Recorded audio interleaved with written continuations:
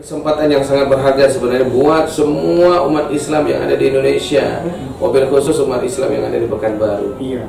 Nah, luar biasa. Nabi sudah memberikan pesan yang begitu indah, waman malaka zadan aw rahilatan tabrhu ila baitillah falam yuhajja awil umrah fa alaihi ayyamuta yahudiyan aw nasraniyan.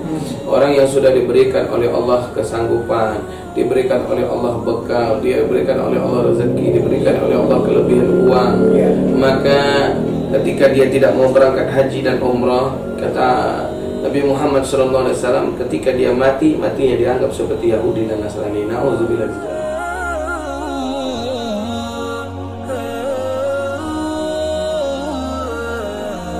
Dengar-dengar umroh sudah mulai dibuka ini pada tanggal 1 November 2020. Masya Allah, luar biasa. Nah, itu apakah benar atau hanya sekedar hoax itu, Ustaz? Beritanya adalah berita yang sahih, berita yang benar, berita yang hasan. Di situ kan ada sahih, ada hasan, ada yang benar.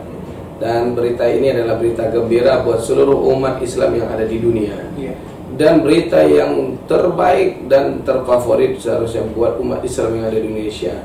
Karena saat ini pemerintah Saudi baru buka untuk dua negara yang terbesar untuk memberangkatkan umroh, yaitu Indonesia dengan Pakistan. Masya Allah. Maka apabila negara yang terbesar ini rapi, tertib setiap keberangkatan dan kedatangan kepulangannya, maka insya Allah pemerintah Saudi akan buka untuk jumlah yang sangat besar, bahkan sampai 100%, mudah-mudahan walaupun tanpa ditemukannya yang namanya vaksin.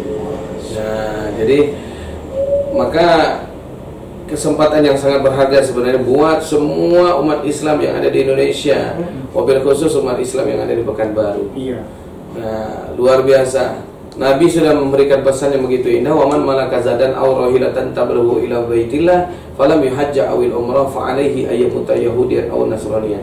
Orang yang sudah diberikan oleh Allah kesanggupan, diberikan oleh Allah bekal, diberikan oleh Allah rezeki, diberikan oleh Allah kelebihan uang, maka ketika dia tidak mau berangkat haji dan umrah, kata Nabi Muhammad SAW, ketika dia mati, matinya dianggap seperti Yahudi dan Nasrani. Na'udzubillah min dzalik.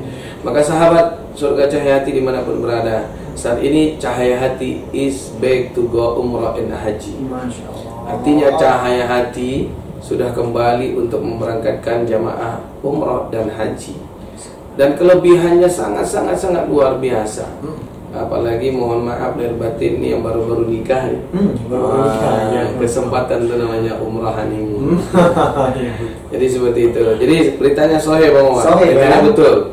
Ya bisa kita lihat nanti di media-media yang ada di bawah ini atau yang ada di samping kiri atau kanan kita nanti. Ada cuplikannya nih Ustaz. Betul, bisa kita lihat nanti. Ya kan akan ditayangkan kepada jamaah berita eksklusifnya, baik dari TV One, SCTV, Indosiar yang sudah menyiarkan juga. Hari ini tanggal 1 November 2020, tepat di Bandara Internasional Soekarno-Hatta Terminal 3, aktivitas umroh kembali hadir untuk para kaum muslimin dan muslimat seluruh Indonesia. Hari ini merupakan umroh perdana dan rencana penerbangan hanya dengan penerbangan Saudi Arabia Airlines, flight pukul 10.30, dan sekarang sudah mulai ramai. Kemarin tes swab atau PCR sudah dilakukan oleh pihak Saudi Arabia Airlines kepada seluruh calon jamaah umroh, dan saat ini persiapan untuk keberangkatan.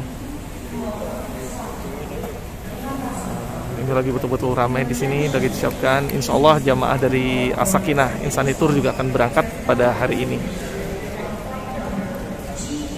Tunggu liputan kami selanjutnya. Assalamualaikum warahmatullahi wabarakatuh. Nah, tentu punya persyaratan karena masih dalam keadaan pandemi dan masih dalam keadaan uji coba.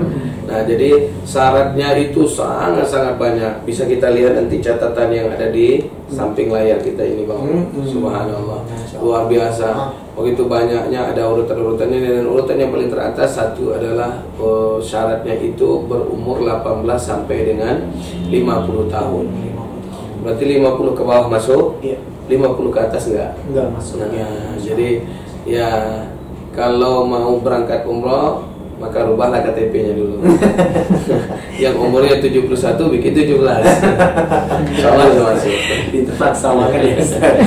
Baik. Nah, jadi syaratnya itu yang pertama, umurnya 18 tahun sampai dengan 50 tahun.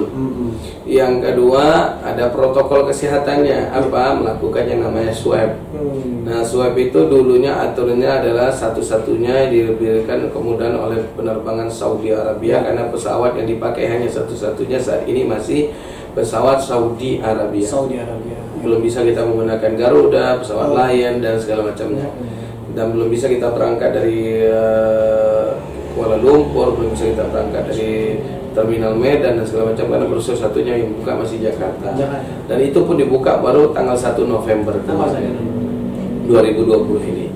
Nah, jadi swab ini artinya adalah PCR. PCR itu artinya melakukan apa namanya tes COVID-19. Nah, jadi dimasukkan alatnya dari hidung, dimasukkan dari mulut untuk ngambil dari kita sampelnya, dites, keluarlah hasil. Ketika kita negatif bisa terbang, ketika positif jangan berharap terbang. Ya, benar.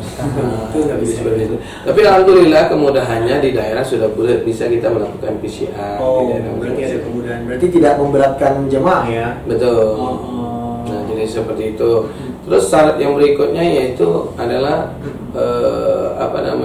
kita travel diwajibkan untuk memberikan informasi kepada Kementerian Agama soal penerbangan kita. Kemudian ya juga seperti biasa kita melakukan bookingan tiket, visa dan hotel segala macam. Dan ada ketentuan juga bahwa sekarang itu masih menggunakan hotel bintang 5. Masih menggunakan. Berarti masih jadi nggak bisa hotel bintang 4. Jadi hotelnya hotel bintang 5 dan harga otomatis naik. Naik dari biaya tiket, kemudian dari biaya visa, kemudian dari biaya tempat tinggal sendiri. Nah, kemudian apalagi yang jelas kita mempersiapkan jamaah yang harus kita berikan informasi secara detail. Jangan sampai sana mereka komplain karena ada aturan-aturan Saudi yang begitu banyak. Seperti itu. Baik, kalau untuk ininya Ustaz, mau bertanya lagi. Harga tentu berbeda dengan keberangkatan normal ya. Betul. Itu perbedaan itu berapa persen tuh Ustaz? Kadang ada juga nih jemaah kita yang memang udah merindukan Baitullah, jadi ingin memaksakan juga ingin umroh gitu, apalagi ini tantangannya sangat luar biasa di musim pandemi. Umroh tuh sangat luar biasa jihadnya gitu. Itu kalau untuk harganya gimana tuh? Ada pengaruh besar nggak? Oh jelas. Yes, ya. Jadi karena masa pandemi ini maka harga tiket pun jadi naik jadi 30%. Kemudian yang biasanya bis itu isinya 50 sekarang hanya boleh diisi 50%, 25 orang. Jadi satu bis itu hanya 25, isinya pada 50. Iya. Lapangan bola dong. Nah, kemudian hotel juga diwajibkan, hotel bintang 5 otomatis ada kenaikan. Jadi yang biasanya Cahyati jual harga promo 20.950.000 untuk pakai 12 hari, yang biasanya Cahyati menjual promo yang harga 22.950.000 untuk hotel bintang 4 12 hari, yang biasanya Cahyati jual untuk yang promo bintang 5 itu sekitar 27.500.000 sampai 29.500 alias 30 juta. Sekarang untuk hotel bintang 5 itu harganya udah 39.500.000. Untuk hotel bintang 4 34.500.000. Itu pun di luar pajak KSA, di luar PCR. Nah, jadi harganya lumayan, tapi ketahuilah nikmatnya luar biasa. Karena nikmat ibadah, nikmat khusus, karena satu travel itu hanya boleh bawa 25 orang. Dan satu pembimbingnya. Jadi kalau misalnya ada 50 jadi 2 bis. 2 pula pembimbingnya. Nah, jadi harga luar biasa. Dan kalau misalnya jamaah sekeluarga otomatis kita berikan juga diskon spesial. Spesialnya itu spesial bukan nasi goreng telur dadar. Spesial betul-betul harga yang udah diskon kan. Bapak kasih duitnya cash, kami kembalikan juga dalam bentuk cash. Oh gitu ya. Ibu bapak, ayah bunda ngasih ya bentuk transfer, kami kembalikan juga bisa dua, cash dan transfer. Baik, Kang Ustaz. Baik, Ayah dan Bunda sahabat Cahayati ya. Untuk harga jangan kaget karena ini di situasi pandemi ya. Ya. Kita harap maklum. Tapi Cahayati yang termurah. Tetap kita ya. Ya, Tetap kita yang paling the best harganya ya. Iya. Pokoknya silahkan langsung aja daftarkan dirinya ke Travel Cahayati. Nah, Pak Ustadz nih, Bang mau nanya lagi. Mungkin ada ya kelebihan dan kekurangannya selama kita mengikuti ibadah umroh di masa-masa pandemi ini. Kalau tadi kelebihannya belum bisa jelasin tadi. Belum. Bisa nggak dijelasin Ustaz? Baik. Kelebihan dan kekurangannya itu apa gitu? Subhanallah. Yang pertama otomatis kita cerita yang pahitnya dulu. Oh, yang pahitnya dulu boleh sih. Karena kalau yang enak-enak di ujungnya pahit, kecewa. Kecewa Bang. Lebih baik yang pahit dulu, ujungnya enak akan bahagia. Bahagia. Maka ada pepatah bilang berakit-rakit ke hulu, berenang-renang ke tepian. Berakit-rakit dahulu, bersenang-senang kemudian. Jadi seperti itu. Nah, jadi yang pertama kita akan bahas kekurangannya. Kekurangan pandemi ini satu, maaf, yang umur 51 sampai ke atas itu kan nggak bisa ikut. Iya. Yang kedua, umur 17 ke bawah juga nggak bisa ikut. Iya. Sehingga orang tua yang membawa anak kan mikir-mikir jadinya. Benar. Nah, yang ketiga kekurangannya adalah kita harus PCR. Nah, ada yang bilang PCR itu nggak sakit, masukin alat itu nggak sakit, cuma keluar air mata aja. Sakit enggak, tapi mata berair begini. Berarti nahan sakit itu ya kan. Oke, Ustaz. Nah, jadi gitu. Nah, terus kemudian yang berikutnya kekurangannya adalah saat itu kita kekurangan hari. Apa sebab ketika kita sampai di kota Mekah atau ke Madinah, itu kita akan dikarantina dulu oleh pihak Saudi selama 3 hari. Nah, jadi karantina itu kita kehilangan hari datanya. Misalnya umroh kita 10 hari, ya kan, misalnya contoh 10 hari itu 6 di Mekah, 4 di Madinah, atau 6 di Madinah, 4 di Mekah, kan gitu. Atau 4 di Madinah, 6 di Mekah, boleh terbalik-balik lah. Mana yang jamaah ngerti aja. Nah, jadi ketika itu juga kita harus kurangi waktu 3 hari untuk karantina di dalam hotel di kamar. Tapi tetap bisa mengikut ibadah bersama imam Masjidil Haram. Yang penting kita mengikuti imam kita. Yang penting ada masih ada soft yang terbentuk gitu. Nah, jadi soft aqimu sufufakum fa inna tasfiyatakum min tamamis shalah. Jadi nggak sendiri gitu, maka ketika nanti kita bawa rombongan tersebut berkumpul di satu kamar yang view-nya view haram, maka nanti kita berjamaah bersama-sama dengan imam masjid. Karena belum boleh dekat-dekat gitu ya. Ya, karena kita belum boleh turun ke lobi. Oh, belum turun. Belum boleh turun ke lobi. Jadi rombongan kita misalnya satu lantai itu ada, kalau misal kita bawa 25 orang, 25 itu dibagi 2, otomatis kan 12 kamar ya. 12,5 ya? Iya, 12,5. Maka 12,5. Nggak mungkin di setengah dipotong ya.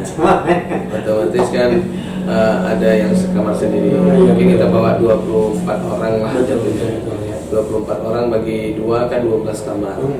Nah, 12 kamar. Jadi 12 kamar ini otomatis kan cari satu kamar yang view haram, nanti berkumpul tuh. Nah, kita berjamaah bersama Imam Masjidil Haram. Yang ini masih ada terbentuk soft. Nah, jadi kemudian kekurangan hari jadinya, karena kita berangkat 10 hari, otomatis hilang 3 sisa 7. Jadi kita ibadah itu hanya 3 hari di Mekah, 4 hari di Madinah, atau 3 hari di Madinah, 4 hari di Mekah. Nah, jadi seperti itu.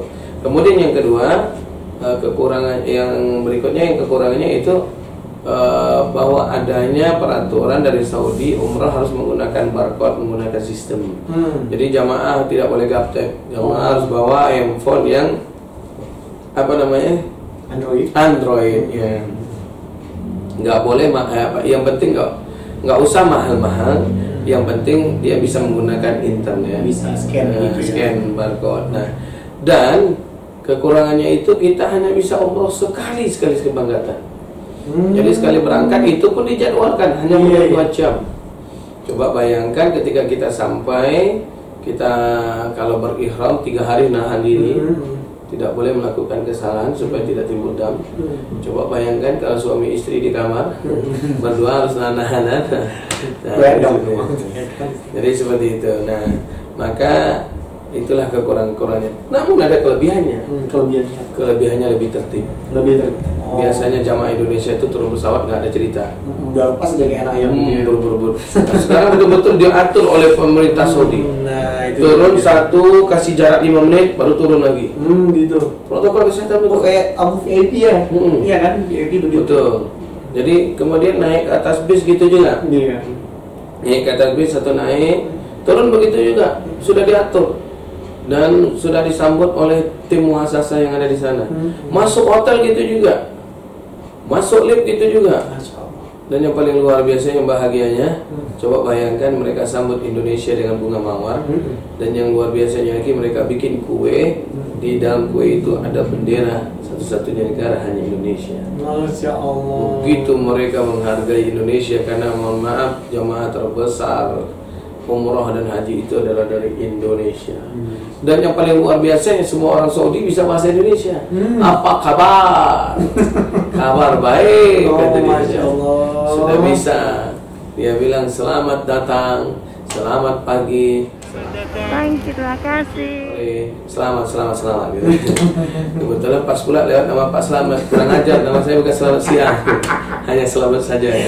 Oh my God. Nah, jadi inilah kelebihannya. Dan kelebihannya lagi membuat kita menjadi orang yang sabar. Membuat diri kita itu tidak lagi memikirkan diri sendiri, tapi kepentingan bersama.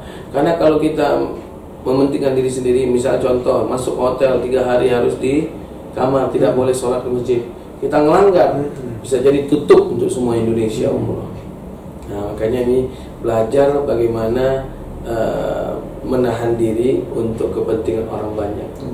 Lebih baik daripada menurutkan ego untuk kepentingan diri sendiri, tapi tertutup untuk semua orang banyak. Jadilah seperti yang dibilang oleh Nabi, khairun nas, manusia yang terbaik di antara kalian, anfa'uhum linnas, adalah manusia yang bermanfaat buat orang lain. Nah, lalu apalagi kelebihannya? Nikmat. Kenapa? Kita lebih khusyuk karena sedikit, enggak pada sedesakan. Jadi lebih tenang kita umrah, kita tawaf, kita lihat Ka'bah, doa lebih khusyuk.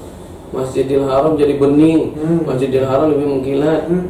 Nah, jadi seperti itu. Cuma memang ada kekurangannya juga yang lupa saya sampaikan, bahwa salah satunya adalah di sana tidak disediakan lagi Al-Quran, jadi kita harus mushaf. Karena kan kalau kita sentuh Al-Quran, nanti disentuh orang lagi, atau disentuh orang yang kena COVID, kita nyentuh, akhirnya kita kena COVID. Berarti masih social distancing. Ya, social distancing. Dan tidak disediakan lagi air zam-zam. Oh enggak, kenapa? Air zam-zam yang botol nggak lagi. yang aqua. Kenapa? Karena takut juga. Jadi air zam-zam itu sebenarnya di hotel sudah disiapkan oleh mereka. Nikmatnya lagi kita kayak raja, Bang. Iya, makanya bilang apa yang terjadi, kita hanya di dalam kamar, makanan diantarkan. Seperti betul-betul tamu VVIP. VVIP bukan VIP lagi ya. Masya Allah. Diantarin tuh, masuk ke kamar, makanan sudah pagi, siang, sore. Ya, kalau yang nggak kuat-kuat nahan diri, siap-siaplah pulangnya. Mohon maaf, bukan diet tapi bengkak lagi. Ini pulang umroh tambah sehat gitu, tambah makmur gitu ya. Maka jangan lupa tetap walaupun di dalam kamar bikin tuh olahraga sendiri. Entah kasih pull up, entah kasih sit up, entah loncat, asalnya loncat dari atas kamar menuju ke bawah. Viral sensasi. Viral. Nah, jadi seperti itu para sahabat, para jamaah yang dirahmati Allah Subhanahu wa taala. Kelebihan dan kekurangannya. Ya, jadi kelebihannya kita lebih khusyuk. Cuman ya seperti itulah namanya, dia new. Dan yang luar biasanya kita wajib pakai masker. 24 jam berada di sana, kecuali di dalam kamar. Siap. Baik, demikian ya penjelasan dari Allah. Ya.